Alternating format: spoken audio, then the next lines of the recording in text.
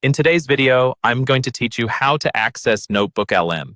Let's walk through this together step by step so you feel completely comfortable using it by the end of this video. To get started, open your preferred web browser on your computer or mobile device.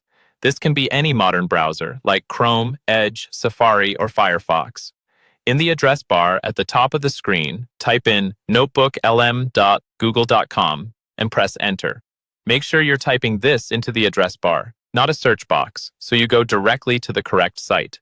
Once the page loads, you may be prompted to sign in with your Google account.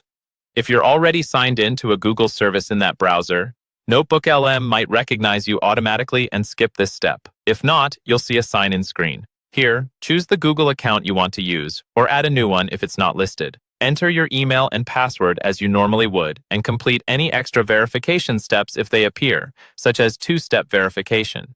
Using a Google account is important because it lets Notebooklm save your work and sync it across devices.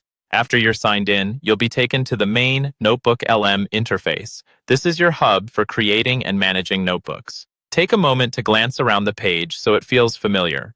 You'll typically see a clean layout with options for your existing notebooks, if you have any, and a clear button to start something new.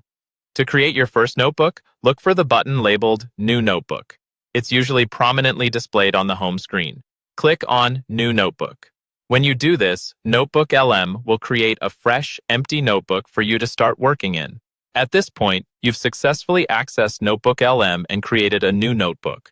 From here, you can begin adding content, organizing your ideas, or exploring the different tools that Notebooklm offers.